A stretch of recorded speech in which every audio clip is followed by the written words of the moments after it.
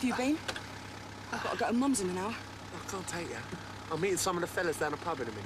Well, take me now, then. Go on, then. Can I drive? Yeah, all right. Nice.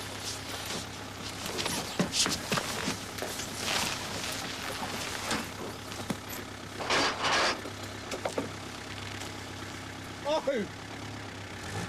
Watch the road!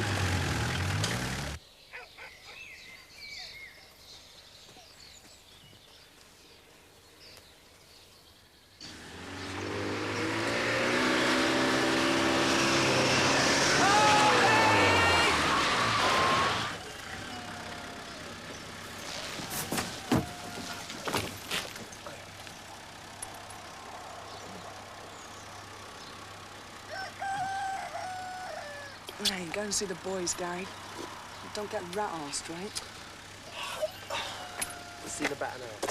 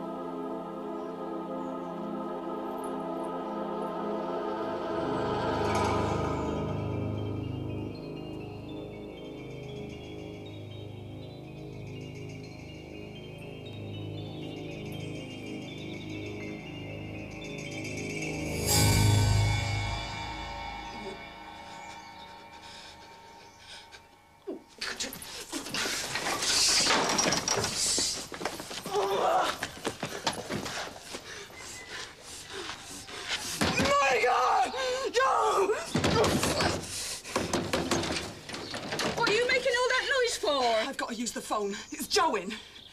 Tom's been killed. I'll get out of the bloody Wayne moniker. I've got to use the phone. Yes, miss? No, don't touch anything. Yeah. We'll be with you in minutes, right? Do us a favour, Ted. Yeah? Tom Peterley out of Everett is being killed. I'm going to get the governor. Can you phone Mr. Burden for me? Yeah, no problem. Shall I phone Mrs. Wexford and tell her he'll be late? Yeah, please, Ted. Right.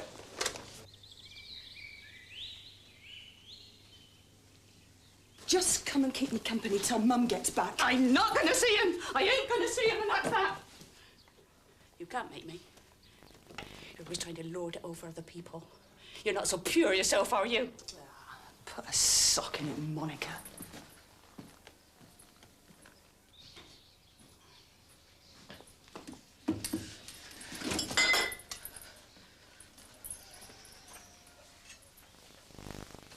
Yeah.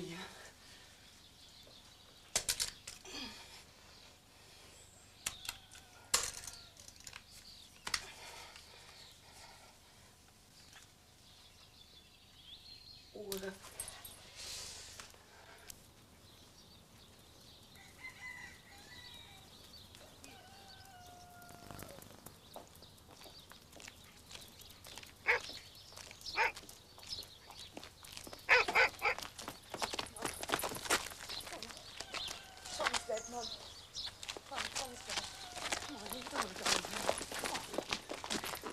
Mum! Don't touch! I said you mustn't touch.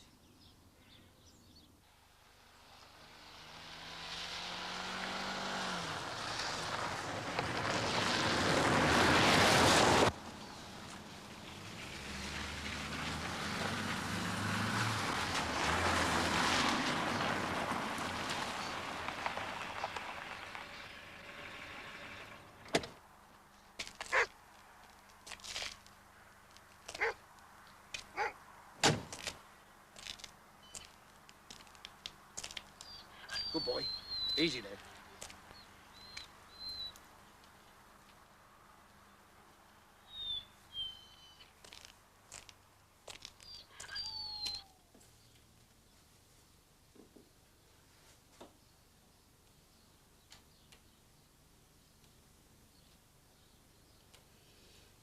find the body? Yeah. And you are? Miss Arlene Hedden.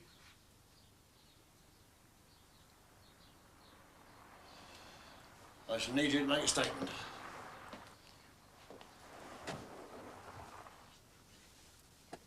Mrs. Peter Lee? You all right? That's a silly question. Of course she's not all right. And you are? Carol Fox. I'm a friend of hers. Forensics are ready outside, sir. Shall I ask them to come in? Yes, Mr. Burden. Would you take Miss Fox? Mrs. Fox. If you'll come with me, Mrs. Fox.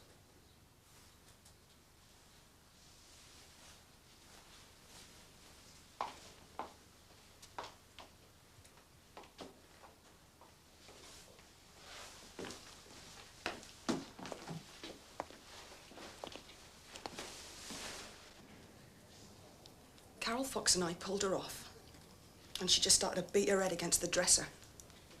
She was howling, and the dog was outside howling. She was ever so upset. Well, you can see how she is now. And you say you didn't notice the money and the camera on the dresser? I didn't say I didn't notice the money. There was a noise upstairs. I was frightened. That's why I rushed out to find Joe and phone from there. Miss Hedden, will you be able to look after your mother tonight? Well, she can't come and stay with me in the caravan. And Gary won't like me sleeping out. Gary? Gary Wyatt. That's the man I live with. Don't you worry. I'll look after her, Mr. Wexford.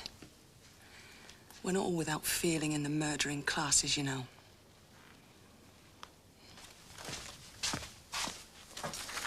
Right, Mrs. Fox, if you just read and then sign that statement of yours. Heather Peterlee and I came back from walking the dog. Arlene came out and met us and told us what had happened. Tom's dead, Mum. But don't touch! He said you mustn't touch.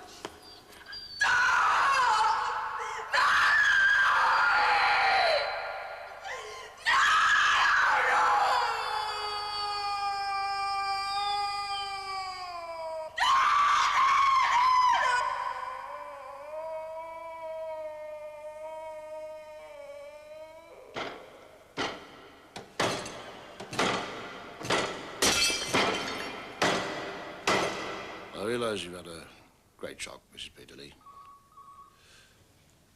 The doctor will be coming in a minute. It'll do you good to drink the tea while it's hot.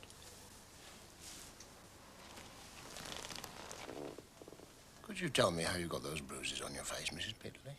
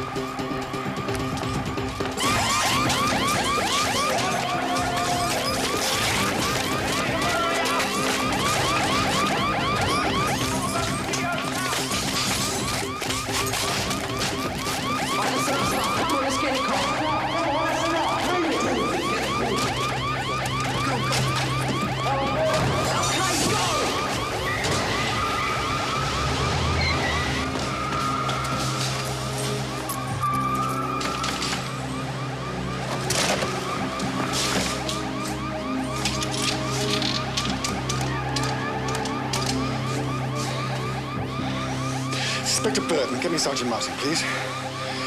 Well, get me Stevenson. If I appear to be reluctant, it's probably because I am.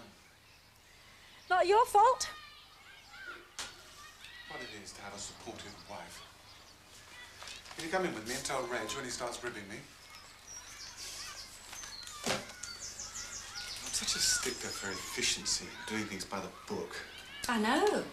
And isn't it nice to know that you are a fallible human being underneath that stern exterior? It's no joke.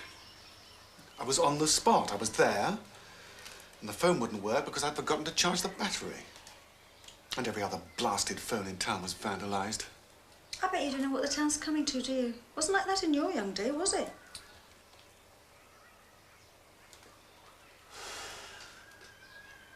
Quite right. I'll just go in and face the music.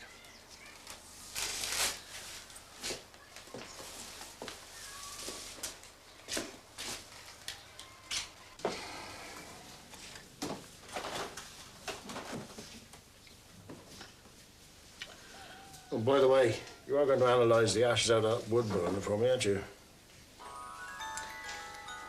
The murder weapon is now a heap of ashes. Yeah, ironical, isn't it? Cut the weapon of your own destruction and bring it into the house for the killer. Now, whoever it was, it's very strong. Oh, by the way, have you checked the splinters in the skull are the same as the ones from the logs in that basket? Yeah, same batch. Well, let me know if you find anything.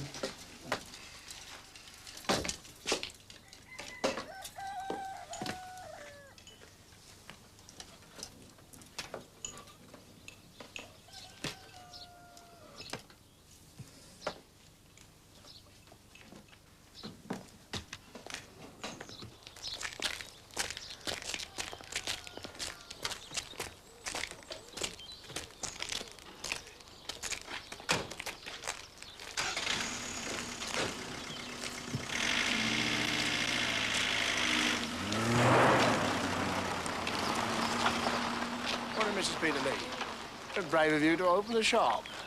Got to be done, hasn't it? Best to be doing something is nothing. Unarguable, I would have thought.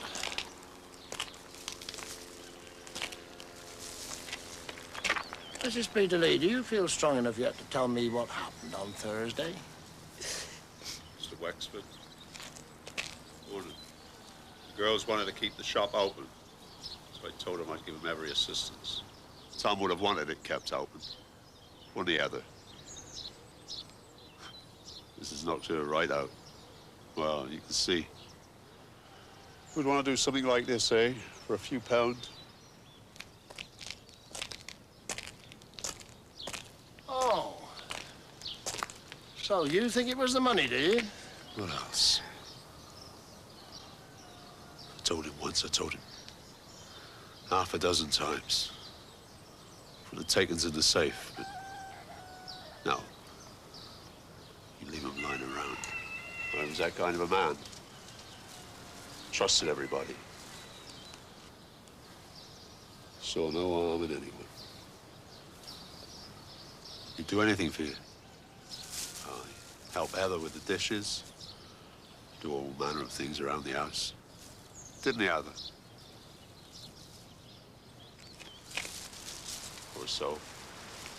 She's taking this rather bad. Yes. I can say they were devoted. They were more than that.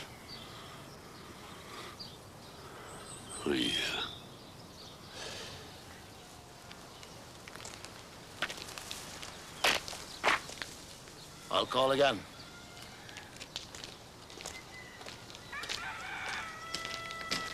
I'm sitting here. Where do you want to be? Hey, I don't know, somewhere in the middle so I can see what's going on.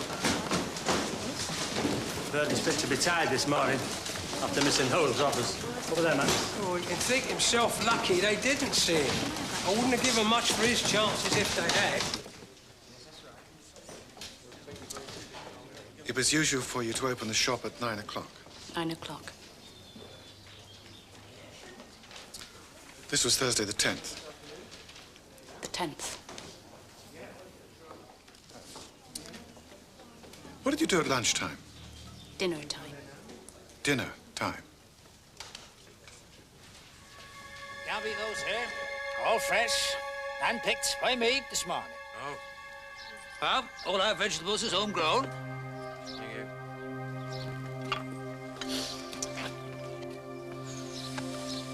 Pour some tomatoes up. Whoa, with cheese.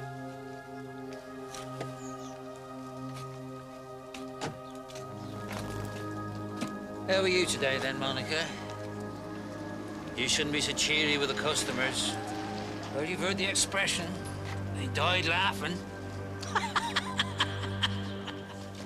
And at 3 o'clock, your husband, Joe Peter Lee, came to the shop and took you shopping in Kings Markham. He came about 3. Did you like your brother-in-law, Mrs. Peter Lee?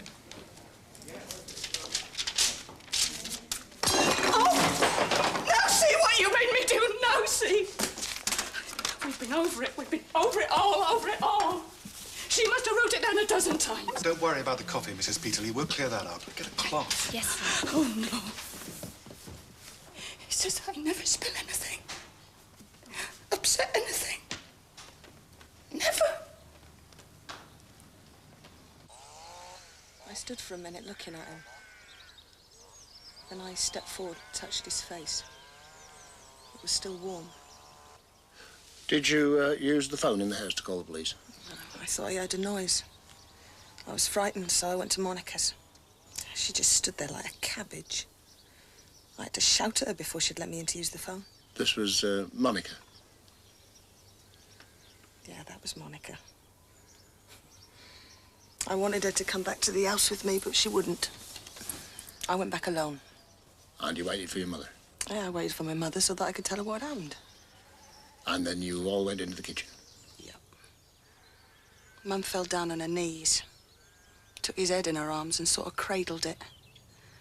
Then Carol Fox and I pulled her off and she just started to bang her head and face against the dresser. Did you notice the money and the camera on the dresser? I might have noticed it when I first went in, but it weren't there when I got back. Miss Haddon, I believe that you know who killed your stepfather.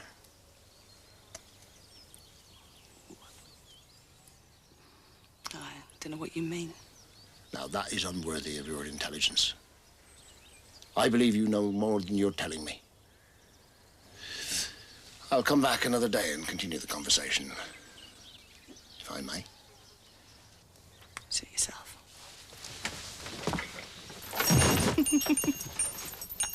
You must feel like a Rottweiler in a rabbit hutch in here. Yeah, you may be right. My bite is worse than my bark. Woof, woof. Can you give me a precise date, sir? Where is it? Address, please. Anything on those cards, yeah? No, not yet, sir. Well, keep trying. I've been at priority, sir.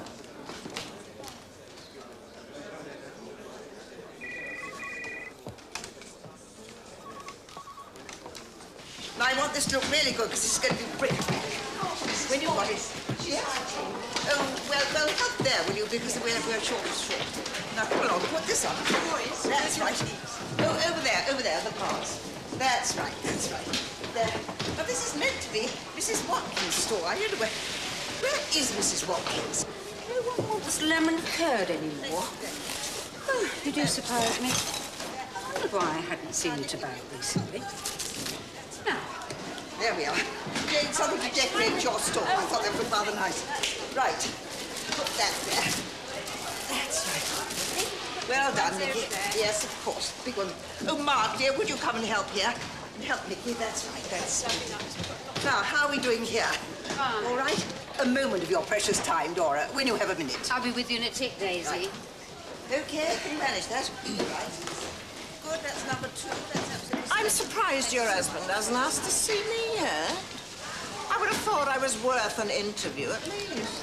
I've no doubt he has his reasons. Been a good man to you, has he? Beg your pardon?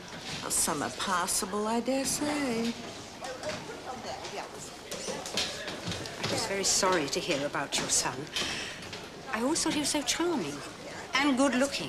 Handsome is as handsome does, I suppose. When mine went, I took a bottle of gin and danced on the bugger's grave.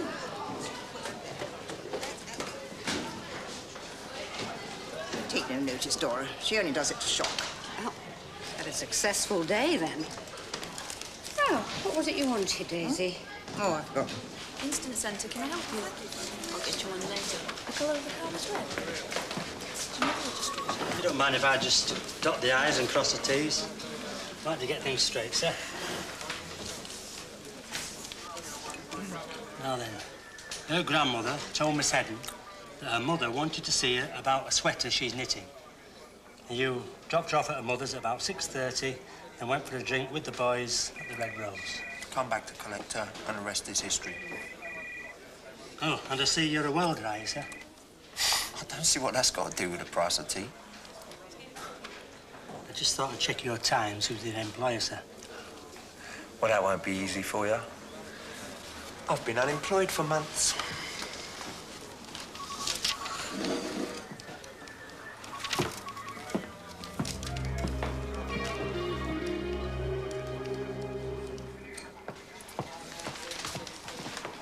And you bought 3 pallets of strawberries, yes, sir. Well, what time was this? All right, so can we go back to the... Pretty bright news, I'm afraid, sir. Oh? The Suzuki Jeep and the Saab were stolen. And they were reported as stolen by the owners, and that was 2 hours before the raid. Right. No fingerprints at the scene of the crime, of course. We should be so lucky, sir. Let me know when you find the car. Sir? Hello, Reg.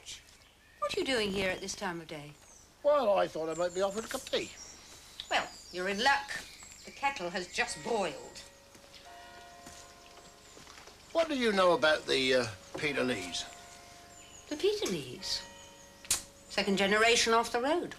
See a piece of green, stop here overnight. Old man Peter Lee married Eva. Now, her father owned the Feverels, which she inherited, and from her it'll go to the boys. I think Joe does rather better with his plant hire than poor Tom did with his vegetables. Do you happen to know how much they have in their bank accounts? Are you coming in for your cup of tea, or shall I just throw it at you through the window?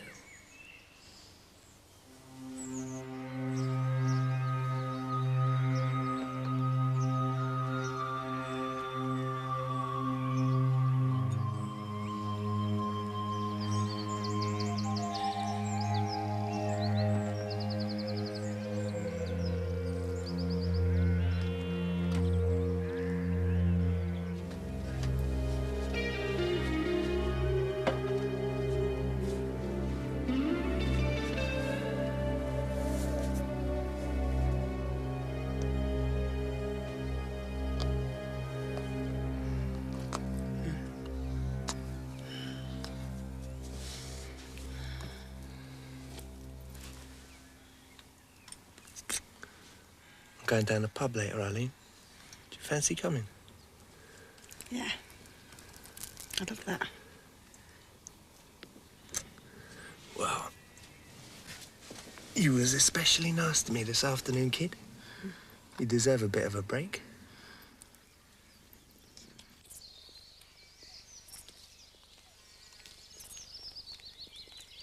Absolute silence from Heather Peter Lee. Broadly speaking, I think the day of the murder went something like this.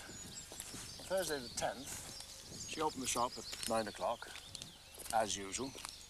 They were selling their own product, and she was helped by Monica Peter Lee, her sister-in-law, again as usual. At lunchtime, Tom Peter Lee brought the vegetables that he'd been picking and passed the time of day with a customer. The customer rang. Willoughby took the call. Oh, what did he say? Wanted us to know he'd bought 3 punnets of strawberries. Well, that was good of him.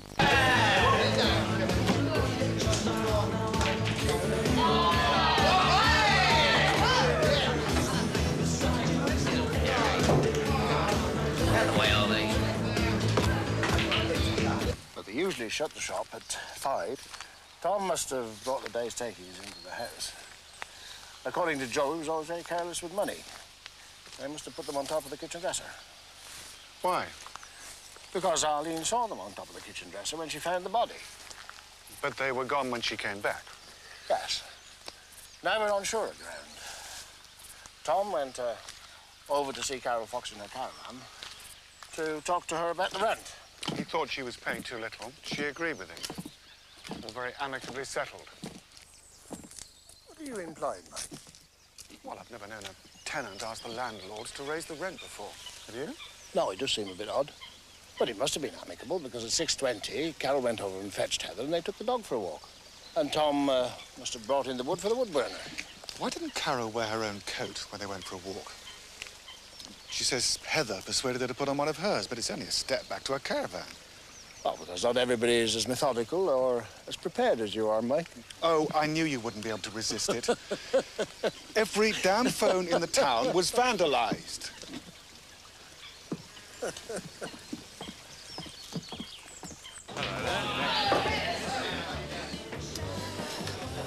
Found the usual, John. Right. That's unusual for you to be in at this time. Well, I've got a bit of a difficult one, so I thought I'd come in early and give you plenty of time. Well, it's a difficult one for you. I don't suppose it'll take me any time at all. What is it? On the 10th, was Gary White here around about 6 o'clock, 7? 10th? That was red letter night, wasn't it? Tom Peterlee got clobbered and shopping precinct was done. I was quiet that night. No, I can't say he was in, not for sure. When the caravan was searched, it was remarked that there was no raincoat in their possessions. Tom Peterlee wasn't killed for £360. No, but various people would like us to believe that he was. I don't know why he was killed. Apparently a paragon of virtue, an ideal husband, good, kind, undeniably handsome. Why, even handsome on the slab. So why do we think it wasn't a random killing? Ali got here early at 10 to 7 because Gary wanted to go and have a drink with the lads. You don't want to take much notice of anything the Peterlee girl says. Her name was Hedden. It was her father's name. Heather was Mrs. Hedden before she remarried. Oh, and incidentally, she was a widow. What did her first husband die of? Oh, for God's sake, Mike. I don't know. Some bone disease. Back to Arlene Hedden. She's a very intelligent girl, you know. No, I don't know. You must be joking. Intelligent girls don't live on benefit in caravans with unemployed welders, unemployed married welders. Intelligent girls do well at school, go on to further education, get suitable, well-paid jobs, and buy themselves homes on mortgages.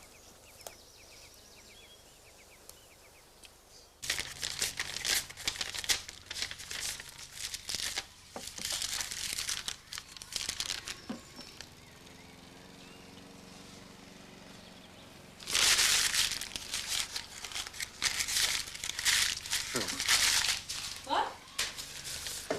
Anonymous letters of filth.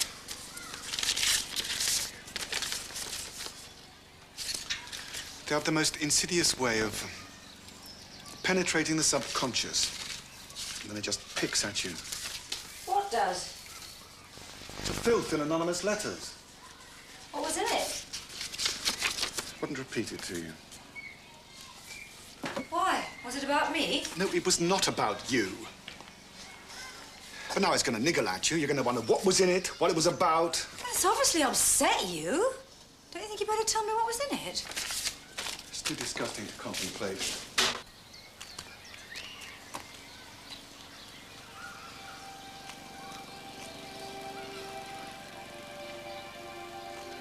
Just builds up and builds up.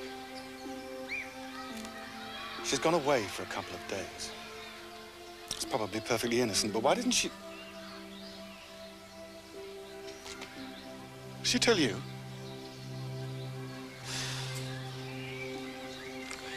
The letter said that Pat was having an affair with a married man, didn't it? How did you know? Because she told me when she was home last holidays.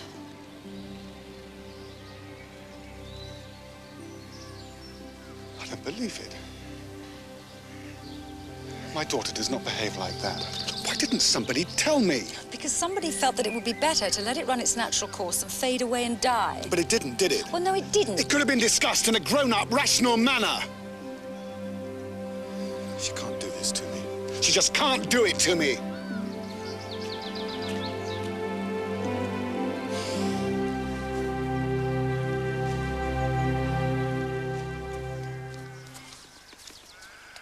Can you tell me what happened when your mother and Carol came in from their walk? I met Mother at the door and told her that Tom was dead.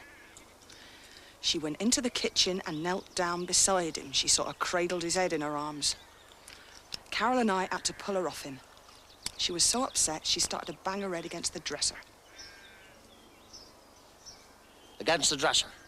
Yup. Then your lot arrived. As a matter of interest, how did you know that your mother had gone out with the dog? The dog wasn't there and she wasn't there. Touche. You said you were afraid to use the phone in the house because your stepfather's killer might still be there. Did you ever consider that your mother might be lying dead in some other part of the house and that Carol might have taken the dog for a walk on her own? I didn't know Carol very well. She was your mother's closest friend. I mean, you might say that your mother gave her sanctuary when she left her husband. I mean, that is the action of a close friend, isn't it? I haven't lived at home since I was 17. I don't know all the friends my mother's got. Yeah, you waited for them both to come back. I waited for my mother. We just sat down and talked about it, Mr. Burden, and decided that a trial separation might be the answer for the marriage. Well, we thought about 6 months, didn't we, darling? The separation wasn't a success. It was a source of misery.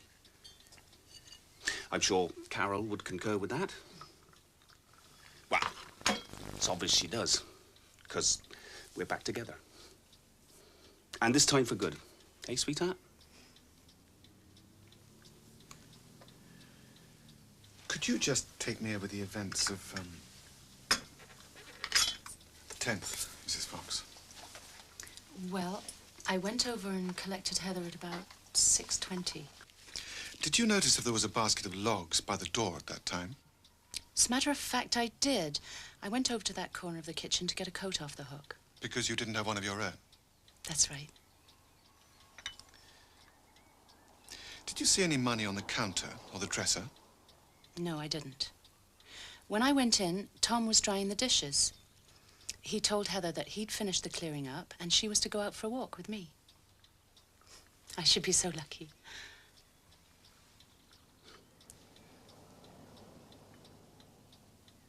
Did you like Tom Peterlee, Mrs. Fox? He was very pleasant. I didn't see much of him. All right, Ted. Oh, mate. Lab report's in. Oh, yeah?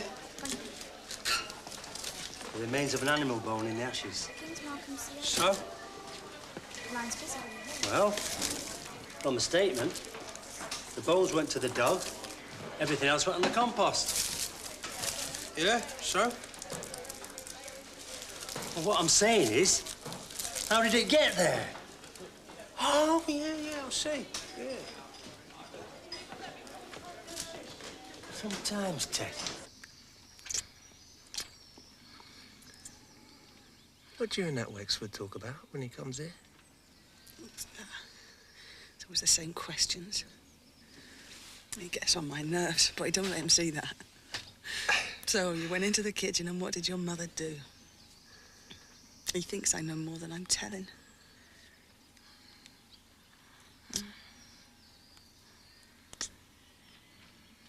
And do you? Of course I do. Not.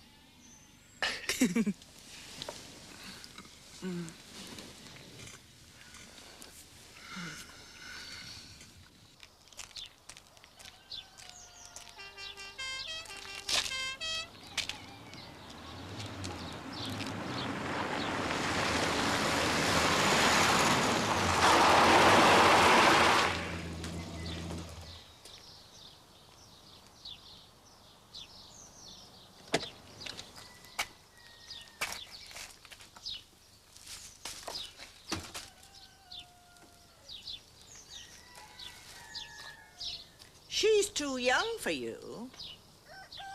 Too young for what? Oh, walk it in. That's a nice question to ask a senior citizen. Mind I don't cast a spell on you. Why don't you leave her alone, poor lamb? Because she's going to tell me who killed your son, Tom. Oh, get away. She don't know. Maybe I did. I all but killed his dad once. I said to him, "You've knocked me about once too often, Arthur Peterlee." I picked up the kitchen knife and I came at him with it. Oh, I don't say never touch me again. Human nature ain't made like that. But he dropped dead with his heart. Soon after, poor old sod. I was so glad to see the back of him, I danced on his grave. Oh, I know people say that. It's just a manner of speaking, but me, I really did it. I went to the cemetery with half a bottle of gin, and I danced on the old bugger's grave. Well, let's pursue the possibilities a bit further then, shall we? On the night of your son's death, there's a gap of about, just over an hour between the time you left here and the time that you arrived at the Conservative Association party. Now, would you mind telling me where you were? You'd be surprised. Oh, yes, you would. But you can set your mind at rest, because I don't think there's any reason for you to know.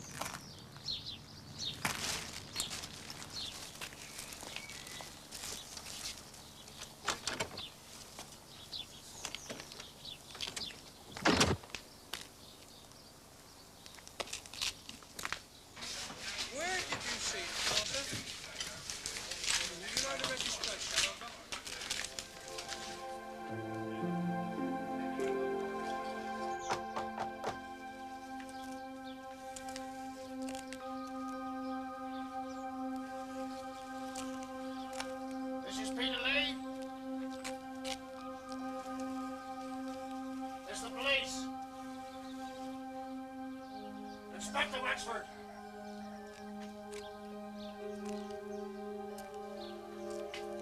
Mrs. Peterlee.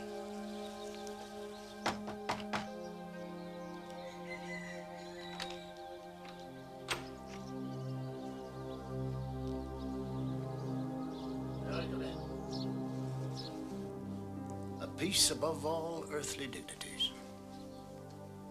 A still and quiet conscience. Do you have that, Mrs. Peterlee? Mrs. Peterlee, you can talk to your customers. You can talk to your sister-in-law. You can talk to your daughter. And you can talk to your friend Carol. Apparently, the only people that you can't talk to is the police. Now, we are trying to help you. We are trying to find out who killed your husband. I assure you that we are. Now, you may think that it's taking a lot of time. But if you would only cooperate and give us your version of what happened on Thursday, we might come to a conclusion much quicker.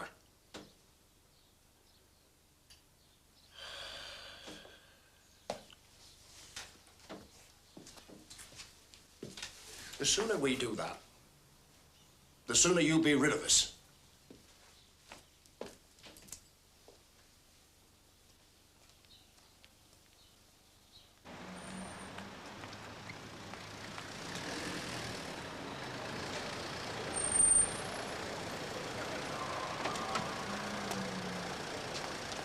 It's all right, keep the change.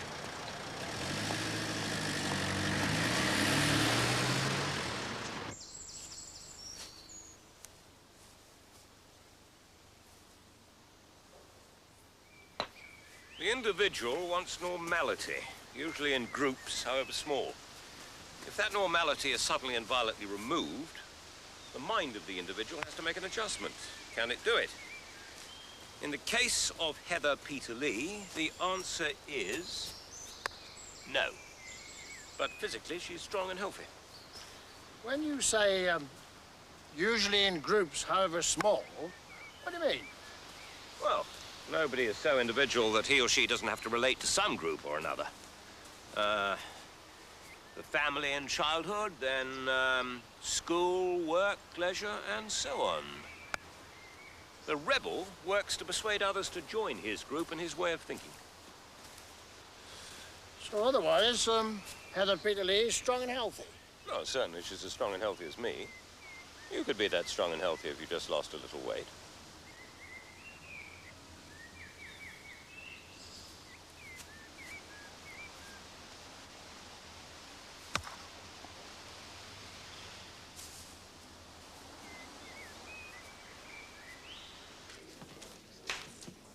Hold the line, please.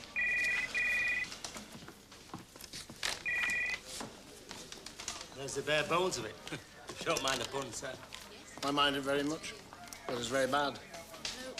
Yes. Form 5B. Right. Animal bone in the ashes, eh? The dog had all the bones. They never threw them on the fire. We've only got Carol Fox's word for that. Mrs. Peterlee hasn't spoken then yet, sir. Not a word. Done with grief. Ah, well, blessed is the man who expecteth nothing, for he shall not be disappointed. I can wait. She'll talk.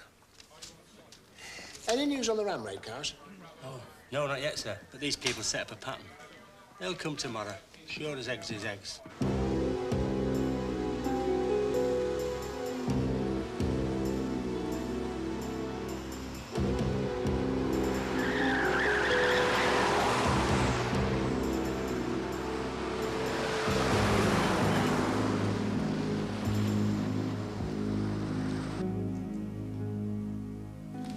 By the way, sir, Mr. Burden gave me this note for you.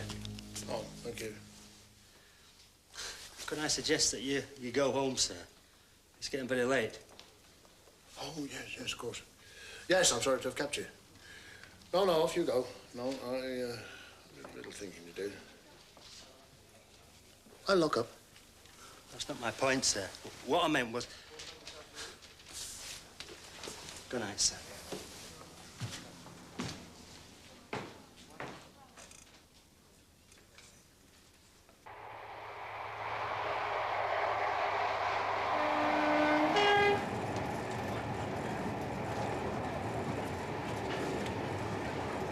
Tickets, please. Thank you. Tickets, please.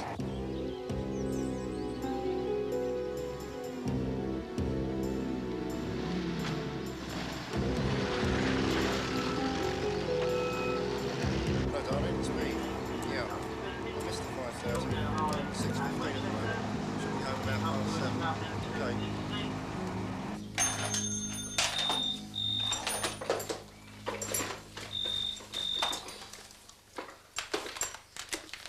Hello? Oh, hello, Jenny. Mike there, or has he gone already?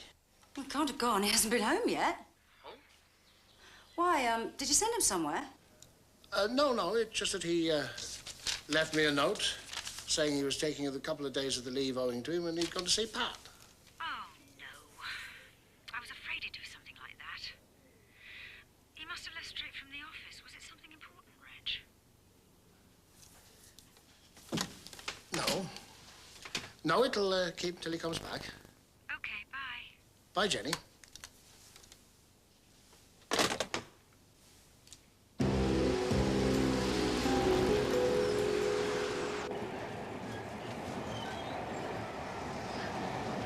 Who have you been talking to? The phone's been engaged for ages. I've been talking to Reg. Mikey tells me you're on your way to see Pat. If I told you before, you'd have persuaded me not to go. Well, if you could have been that easily persuaded, it would have been the right thing to do, wouldn't it? No. Mike, be careful. I ought to go now. I'll call you later.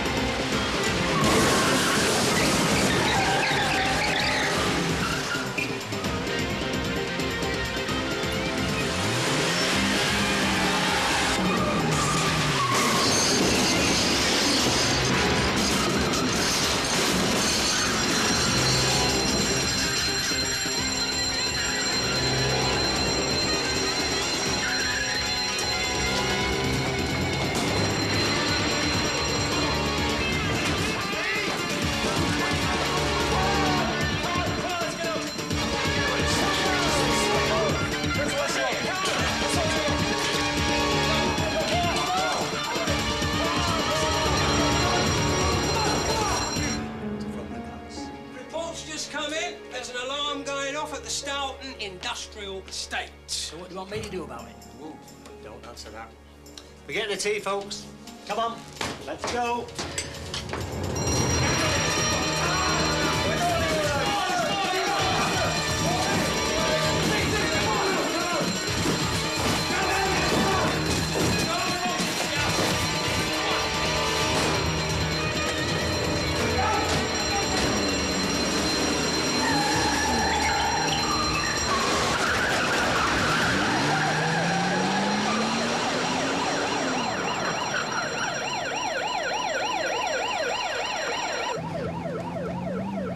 Just I'll look for that to be one of them.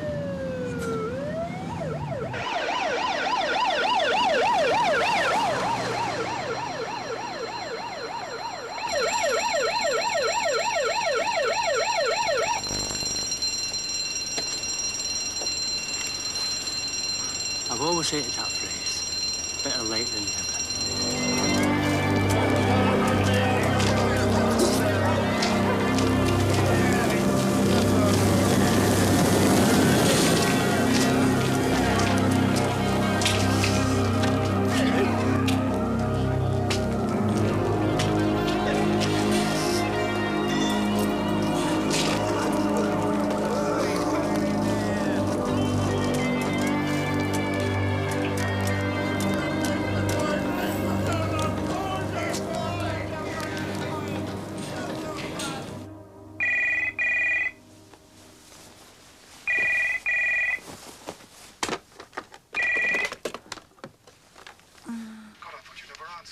Jenny, have you got this man's address or telephone number?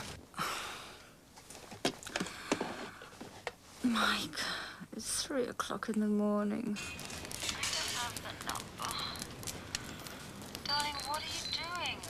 Trying to get at the truth. Is that so reprehensible? Is that so odd? I'm her father. Mike, just get a hotel room. Nothing more you can do tonight. But you must have his name, Jenny. Don't you even have his name? No. Pat didn't tell me and I didn't ask. But, Mike, I've got an early start in the morning. I must get some sleep. So must you. Go to bed, sleep on in. Good night, darling.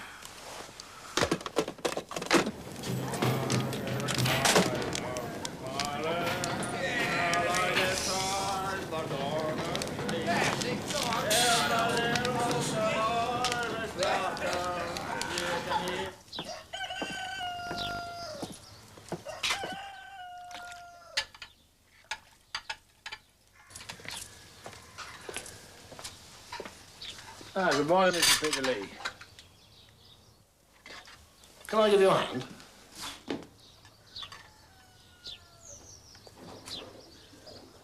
Of course, your husband always used to help you with the dishes, didn't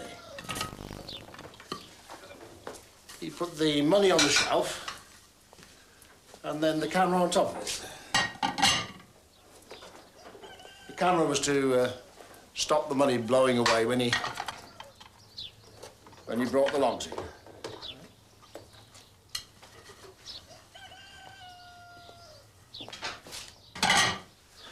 Why didn't you put it in the safe?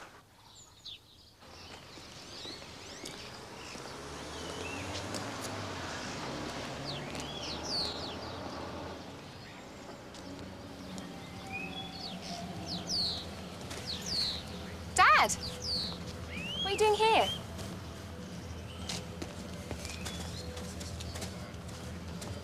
What's wrong, Dad? Nothing that isn't of your own making. Been away for a couple of days, have you? I think we'd better go inside. I'll take your bag. It's okay, Dad. I can manage.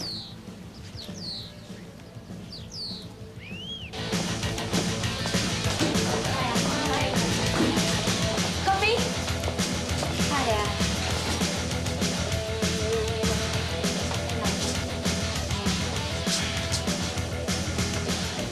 I just want you to tell me it isn't true.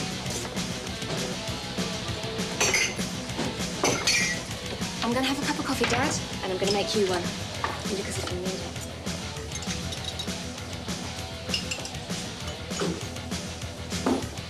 Oh, everyone, this is Olivier. Hello. Habib. Walid, Jethro and Veronique. This is my father. How does he do? Excusez-moi.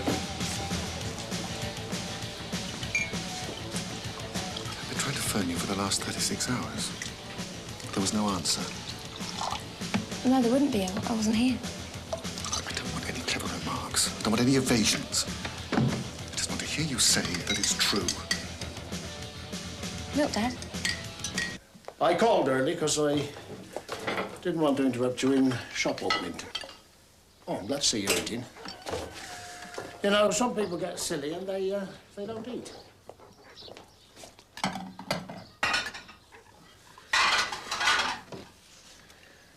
Take the film with me. Suit yourself.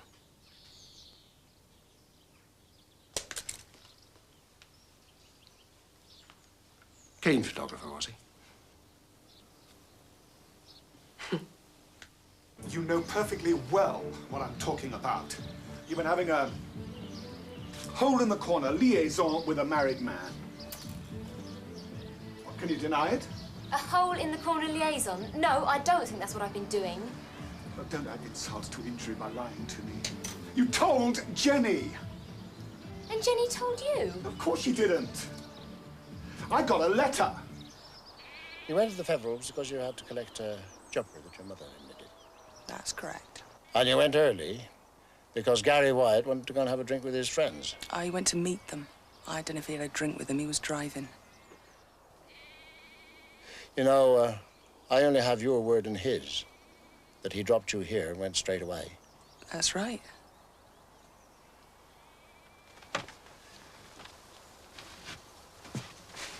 You were afraid to use the phone in the house in case your stepfather's killer was still there. Tom. I called him Tom. Yeah, I was afraid. Did you ever consider that your mother might be lying dead in another part of the house? No, I was finding it quite difficult enough to cope with one murder. Miss Haddon, why didn't you go on to further education?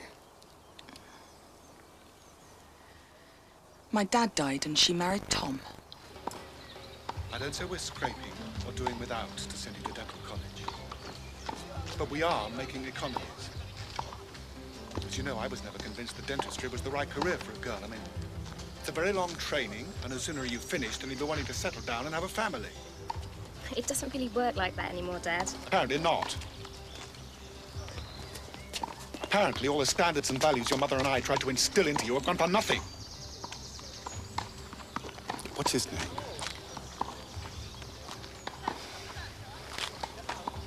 What were you thinking of, Pat? How dare you do this to me? Look, I must have this man's name. Dad, you're very tired. There really isn't any point talking about this now. No, you can't get out of it like that. I exist. I'm your father. I've lavished care and attention on you and your Dad, brother. don't say any more. Or I might bring up the evenings we waited for you after Mother died. And you didn't show. Or the evenings when you were too busy. That is desperately unfair. Do you think what you're doing to me is fair?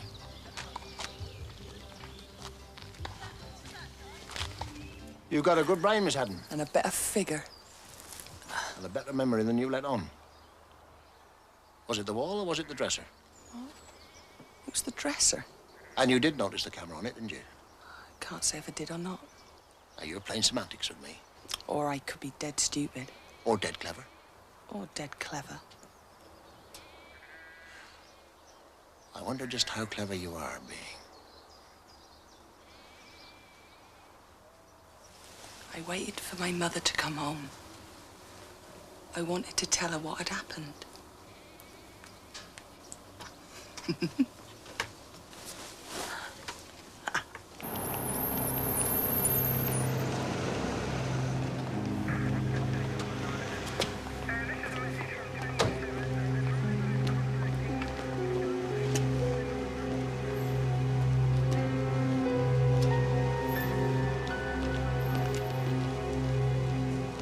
Yeah, I gotcha. Right, you stay with the vehicle and I'll get people out to you as soon as I can, right? They found the Mercedes estate. Oh, great. Do you know when Burden's getting back? Search me. The old man said he's going off for a couple of days. What, on the case, is he? It wasn't what you think. We didn't mean it to happen. We liked each other and laughed a lot. It was a comfort to laugh, feel secure. I'd never been away from home before. I was lonely. I knew it was wrong. We knew it was wrong. And it's over, Dad. It was over almost before it had started. It's over. It hurts.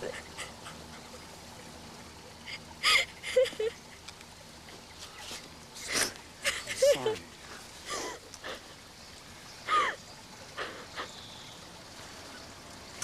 Here. You all right? I'm sorry to have made it so much worse for you.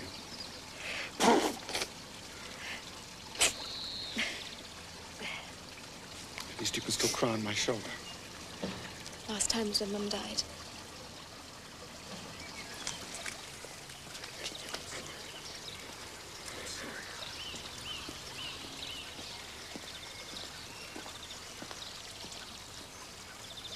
Wyatt's got a wife and 3 kids in Sewingbury, sir. He's not had a regular job in 6 months. You'd think a welder would be able to pick up some casual labour, wouldn't you, sir? The wife and 3 kids. How do they get on for money? Well, she's on social security, or whatever they call it nowadays. But I'll tell you something for note, sir. There's no shortage of cash in that house. Well, can you be more specific? In what way, sir? Well, is it recent money? Well, there's a new microwave and brand new toys for the kids. £360 worth? Oh, yes, sir. All of that.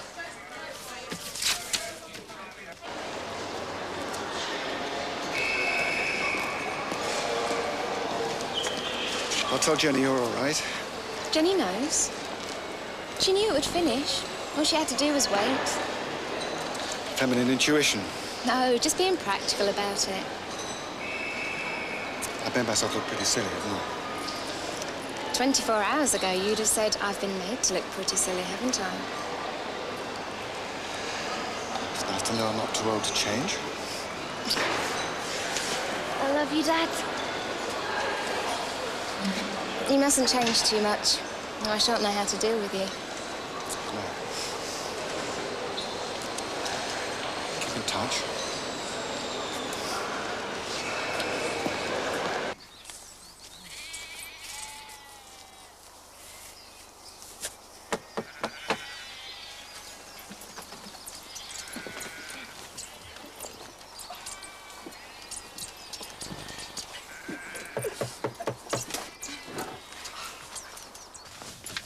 Why can't you get your boyfriend to call at a more convenient time?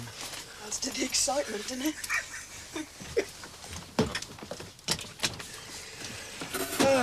She's waiting for you. See you I want to see first, Gary. Hey.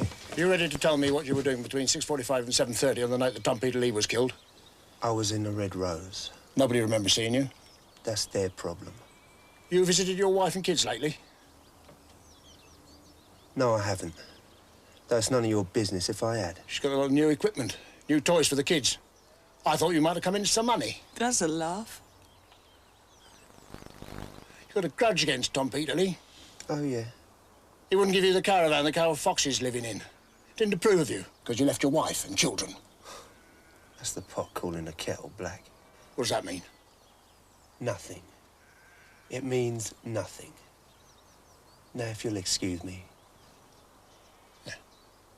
I will for the time being.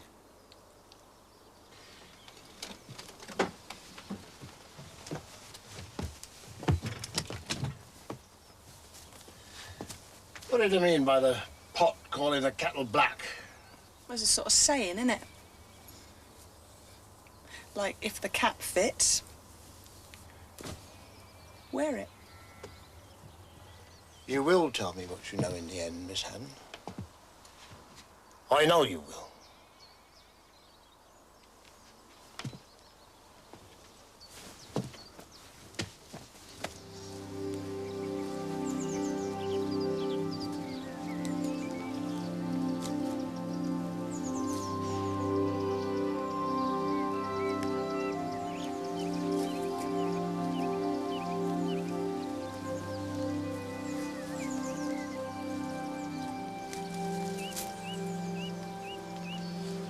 penny for them. Don't know how much they're worth. Ooh, serious. Iced coffee.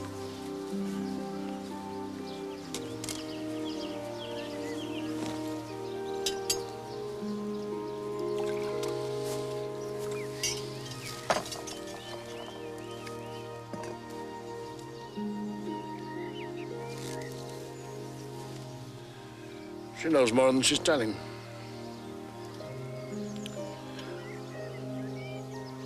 I know she knows the answer. The Hedden girl. Yes.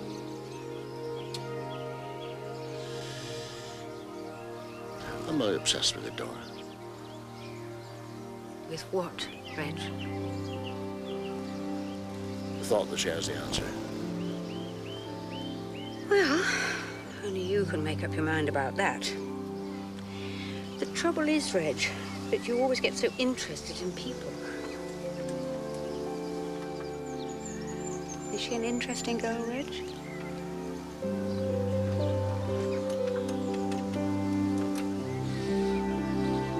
Well, she should have gone on to higher education. You see, the society that we live in... Mr. Hughes, I believe that you've got some information. Yes. Yes, that is so. How useful it will be, of course, I can't judge. Well, do sit down. Well, if she'd been killed, I'd have come to you at once. But I believe the police can't or don't interfere with domestic cases. Who'd been killed, sir? Mrs. Peterlee, of course. Tom Peterlee used to knock her about something chronic. I've seen her with a black eye and bruised cheek on more than one occasion, and once with a bandaged wrist. Oh, yes. Beat her about something chronic.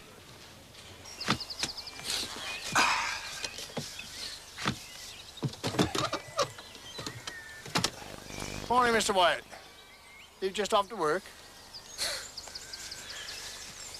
You're early. Just waiting for me to leave, was ya? You're wasting your time in here, mate. You're not going to get anywhere with her. But I'm not jealous, you see, because I'm the best man for her. Just off to work, are you? What bloody work? You tell me where I can find it. The job centre. You're not even registered. They've never even heard of you. Ah, it's you. I was just asking Mr. Wyatt if he was off to work. But the notion seems foreign to both of you. Oh, by the way, Mr. Wyatt, where'd you get the money to buy your children new toys? You think I did the old get in for 360 quid? Ain't you got anything else to do? Oh, yes, I have, Mr. Wyatt. Yes, I have. May I come in, Miss Haddon?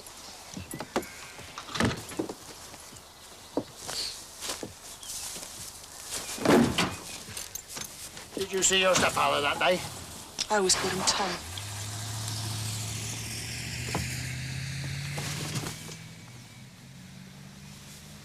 She cradled his head in her hands, did she? Correct. And when you picked her up off the floor, she broke away and she banged her head against the dresser. Yep.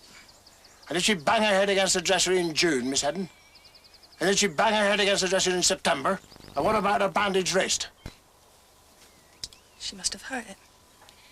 To be continued in our next, Miss Haddon. Unless, of course, you got yourself a job by then. Oh, my Gary doesn't want me to work. He likes to know where I am. Just in case, you know. While I'm prepared to bend over backwards to help the police, I do have my work to do, which I can't do without my car. It was a Thursday. On the phone. I know it wasn't a Thursday. Undeniably animal. Yes.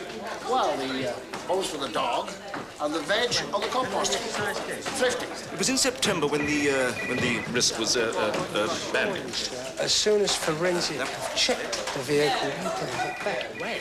I want to know where. Yes, that's exactly right, John. Oh, well, I'd be very grateful. Forensic will release the car immediately, Yes. Sarge. Thank you, John. Oh, sir, forensic say that they have finished. It was August. Yeah. That was a hot day. So it was Tuesday. Maynard. Oh, there's been developments. Like his father before him, Tom Peterlee beat his wife. Now, we're not going to get Heather to open up on that one. Monica might be persuaded. How did it come out? Oh, Mr. Hughes dropped in here yesterday evening and told us about it. Martin's checking out all the regular Feveril customers now. Oh, let me bring you up to date. Arlene's hiding something. She knows the answer, but she's giving nothing. Gary's up to something. He's got enough money for 2 families without working. He's up to something, and it's not all Social Security. If I give him enough rope, he'll hang himself. Oh, do you mind talking to Monica for me? No, of course not. I'll go and see her at once. Oh, by the way, WDC Maynard has some news on the Mercedes for you. Right.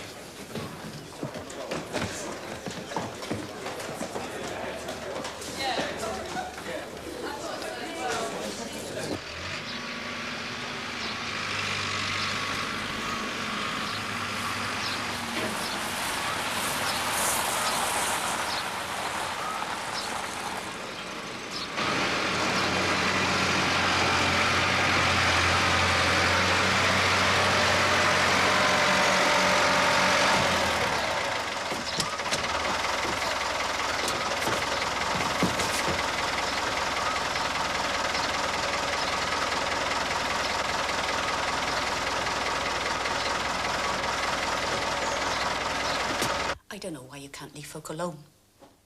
I've told you all I can tell you. We've had some new information, Mrs. Peterlee. It's of a rather disturbing nature, and we felt that you could possibly throw some light on it.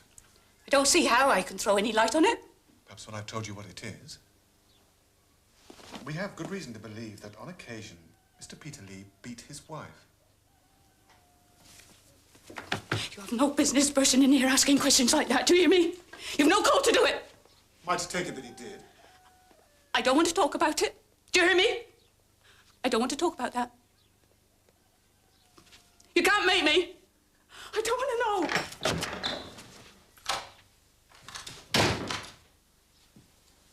Intimidation is what it is.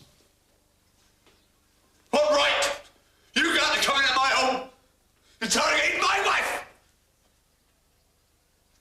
That's how you people get false statements, isn't it? Catch an innocent person in their house, put words in their mouth. I assure you this is not an interrogation. Mrs. Peterlee is under no suspicion, and nor, sir, are you. What's she doing here, then? So that your wife will feel reassured and secure. Mr. Peterlee, we are trying to find your brother's killer. And I must tell you that the law of the land permits me to question any person who I think can help my investigations. Very by the bloody book. Very by the book. You can't just stalk into a person's house, intimidate his wife, and then tell me the law of the land give you the right to do so.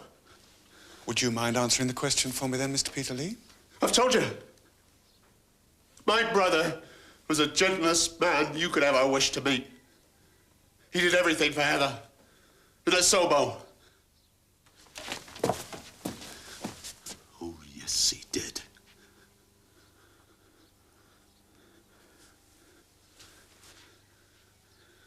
He wouldn't harm a fly.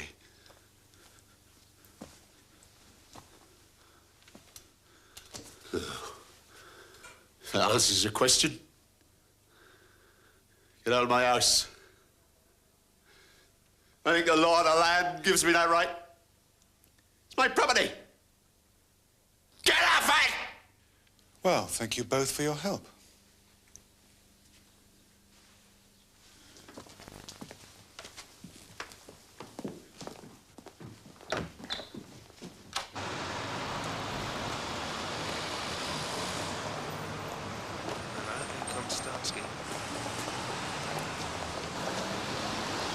Hello, Mr. Wexford. I hear you've been down to the job centre, Mr. Wyatt.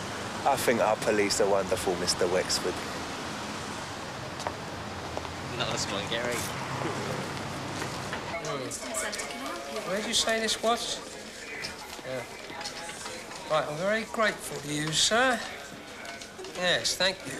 Well, I'll send somebody round there straight away. Thank you for passing that information, Mr. Inspector.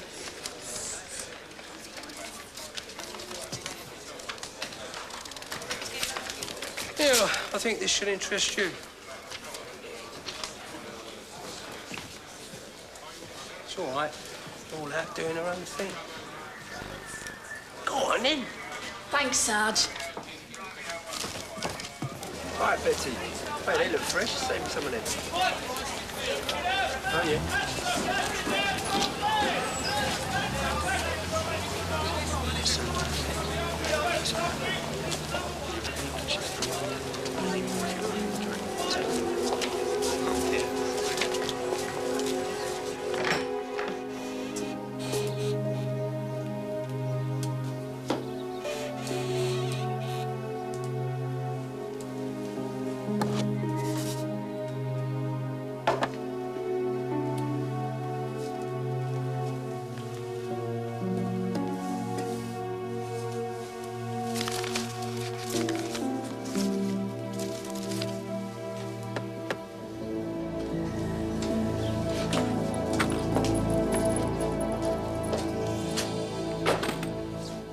You all right for firewood? I'll bring some fresh veg in the morning.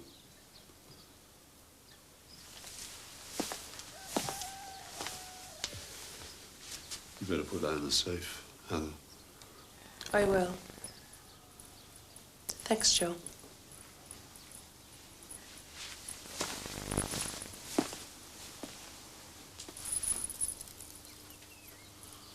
What are you thinking?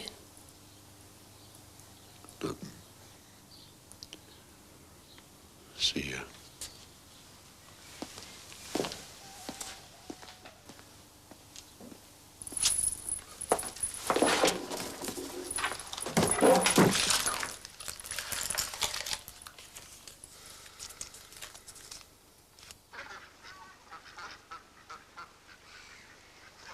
What would you do?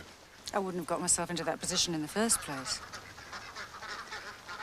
I used to think like that. I used to think everything was cut and dried. And fit to use. What? Just finishing the quote. Pat's gonna be fine, you know. I know. And so are you.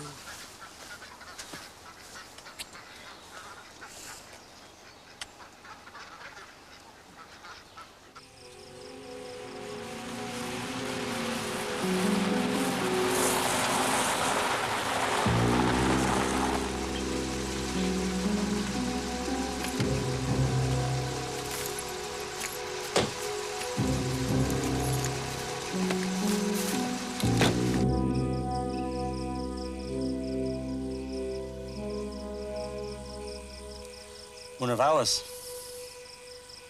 Oh, yeah? Let's see how she handles this.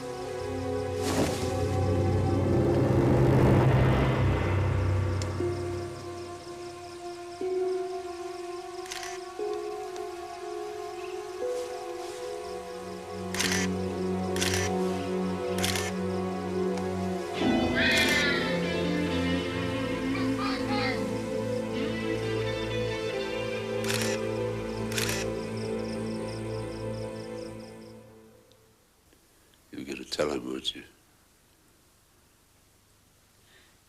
Joe, please don't.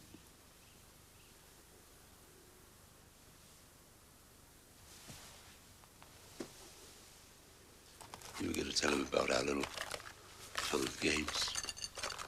I wasn't. I swear to God. You like our little fun and games? Our mouse in the corner games? Oh, God, Joe, I can't stand it. I can't take any more. I never bruise you, though. Bless your eye! You always hold your head up.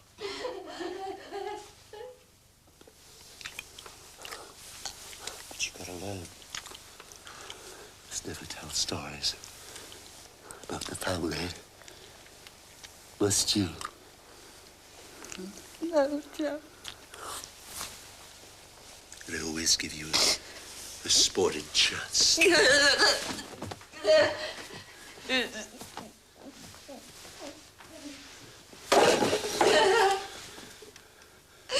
always turn the light out.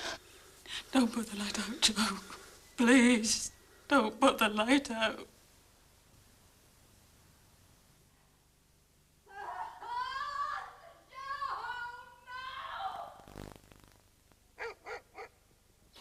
How did you know that your mother had taken the dog for a walk?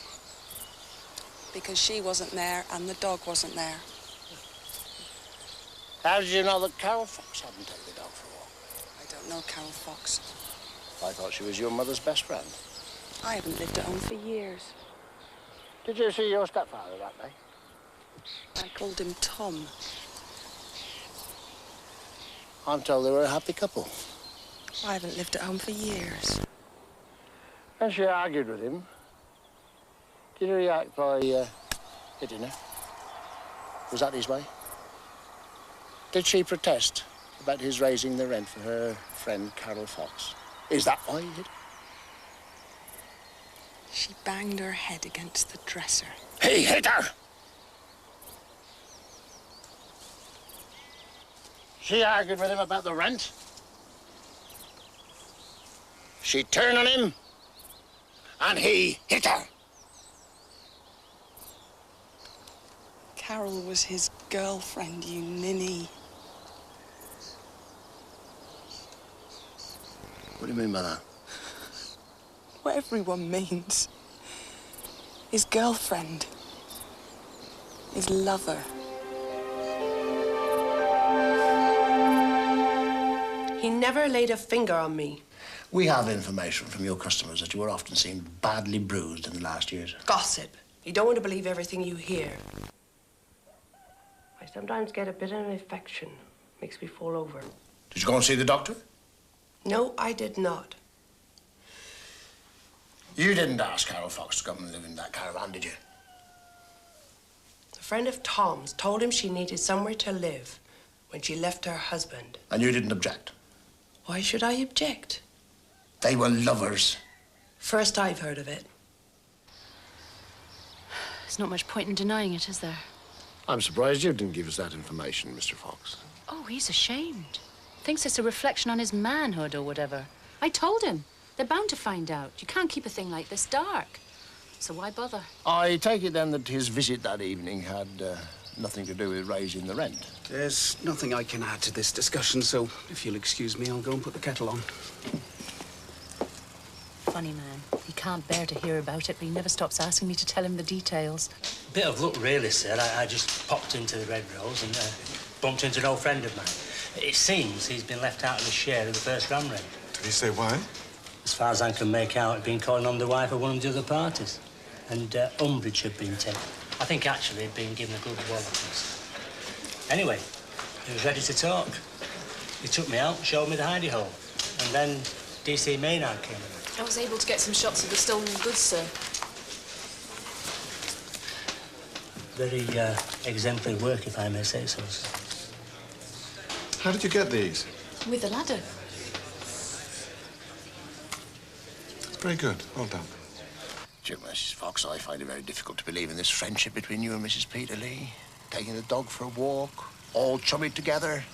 I can't believe she didn't know. Oh, of course she knew. She hated me. I can't say I was too keen on her. Oh, so, you weren't in the habit of going for a walk together? Look, Tom came over. We had a drink. I told him countless times if he wouldn't leave Heather, I'd leave him. The situation came to a head, and I just told him I was leaving. I walked over to the house to ask Heather to go for a walk with me. I wanted to tell her it was all over between me and Tom. And she suggested that you borrowed her coat. Well, she could see I was distraught. Was Tom Peterlee in the kitchen at the time? No, I don't know where he was. I didn't want to see him. No, well, I could see that you wouldn't. Oh, did you see the money on the shelf and the camera on top of it? It's no good me saying I did or I didn't. I just can't remember.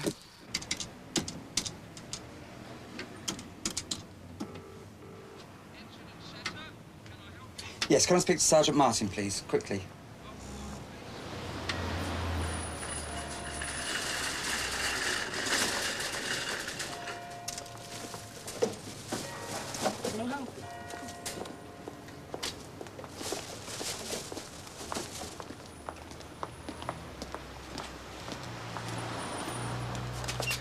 Come on.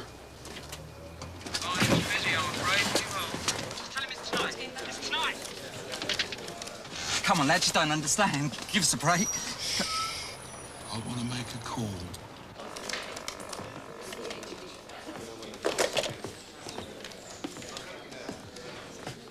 A friend of yours just called. Wonderful. What did he say? Oh, he just screamed down the phone, tell him tonight, and the phone went dead. Tell him tonight? Yeah. Did he say where? No. It's a fat lot of good. Tell you the truth, Mr. Wexford. It was a physical thing with him. His legs, the way he walked. I didn't want to give him up. But where was the future? And this is the funny part about it. She was comforting me. Of course, the rest is history. When you picked her up and she broke away from Arlene, where did she bang her head? On the draining board.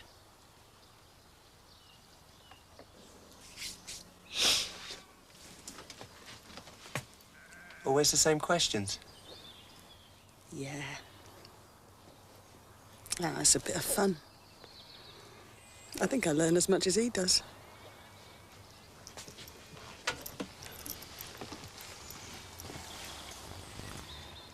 What's he learnt? Bits here and there. Yeah, I told him Tom and Carol Fox were lovers. Oh, yeah. How'd that go down? He asked me what I meant, the ninny. What have you learnt? I could do his job. I thought of going in the police once. It's a good job you didn't. What's this? I told you. I've got a lot to think about. You don't have anything to think about except me. I thought you were in a hurry to go out. Well, that's it. You don't have to worry, Arlene. I'm only going down the pub with the boys. Or are you waiting for your boyfriend?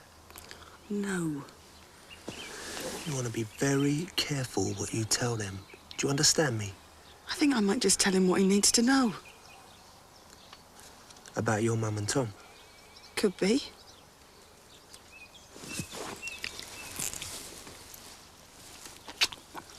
Just remember where you belong. Go and play with the boys, Gary. I can't see Tom's girlfriend alibiting for the wife that she wants to get rid of. Well, no. Especially if the wife's just killed her lover. Makes no sense at all. Looks like we begin again. Is there anybody else, except Heather, that has a motive? Nothing in it for Joe, Peter Lee. I think Monica just wants a quiet life. What about your idea of old Mrs. Peter Lee? Oh, she's capable of it. But I don't think she's strong enough. There's nothing in it for Gary or Arlene. Although Arlene knows something. She's not telling.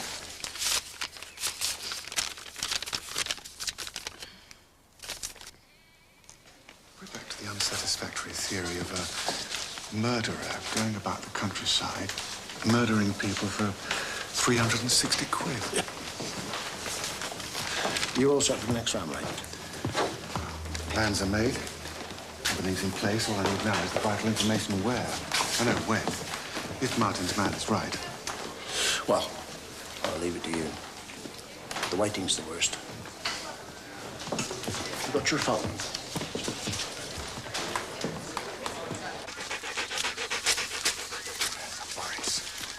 One last word, everybody, before we go.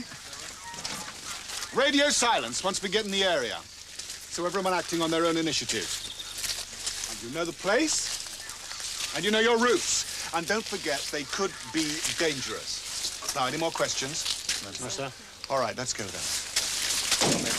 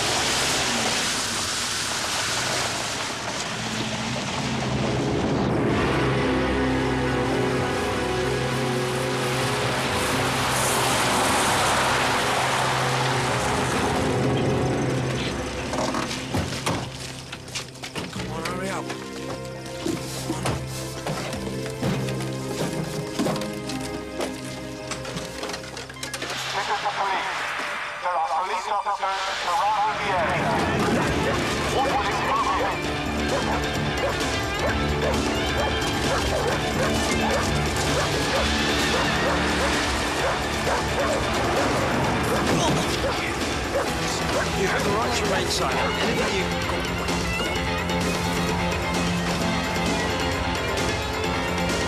Gotcha! Okay.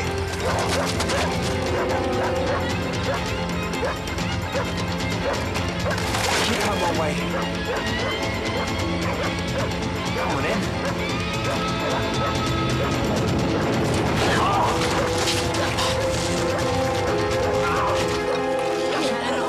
Get up!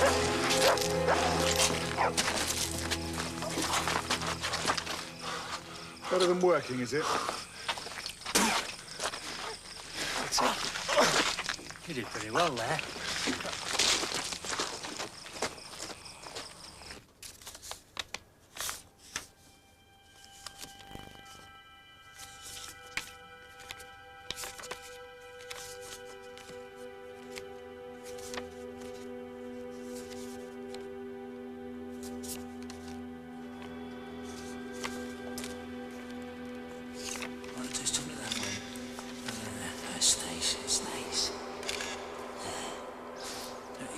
Turn around now. Let me see your back. And just pull this down. See more of your back. A lovely back.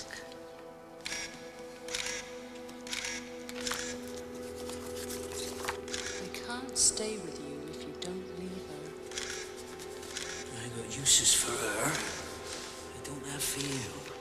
That's it. It's lovely. It's lovely.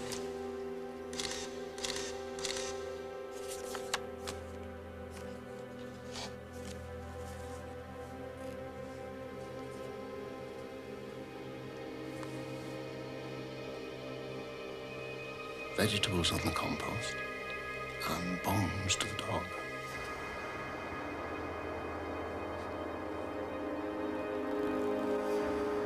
Bones to the dog. You should have sent me these before, Arlene. Detective Chief Inspector Wexford. Reg, I thought you'd like to know. We've got them. Oh, good. Yeah, very good. Well done. One of the ringleaders is your friend Gary Wyatt. Oh, good. Jolly good.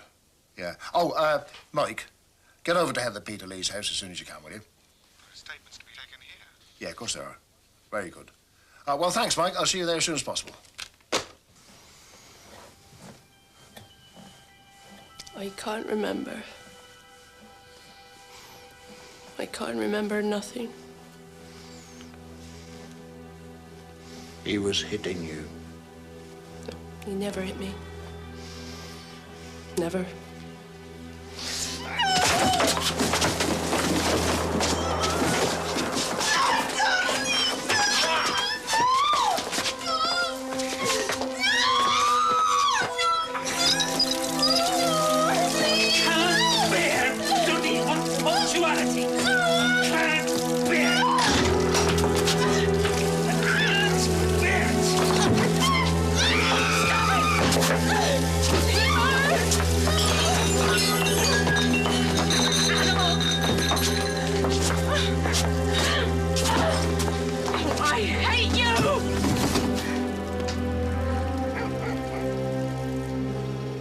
I've seen the pictures that he took of Carol.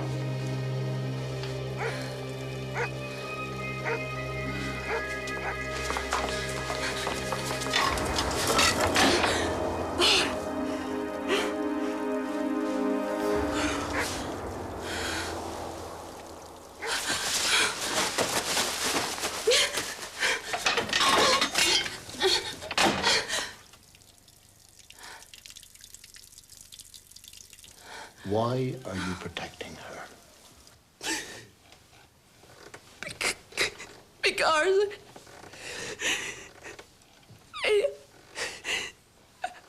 I don't hate her as much as I hated him. I hated him. I hated him.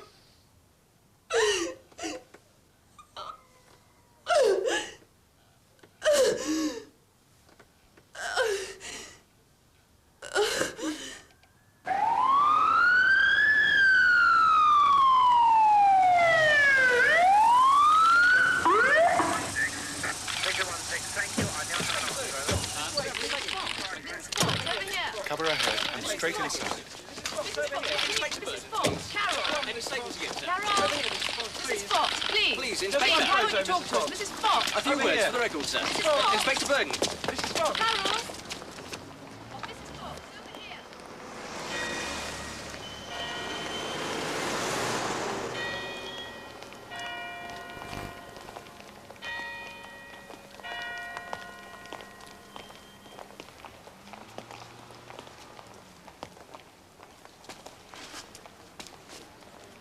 Thank you for sending me those photographs.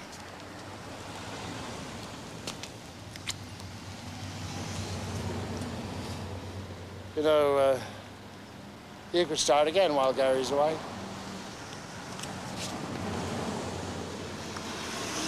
Your mother told me you want to be a police officer. I'm sorry. Well, if you ever change your mind.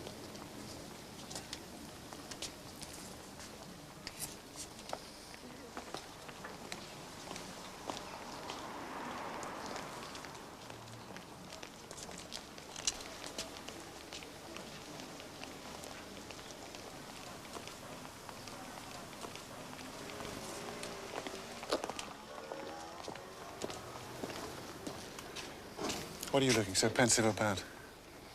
Arlene Hedden? No, I was just thinking. Men have their clubs, their lodges, their organisations to keep them toeing the party line.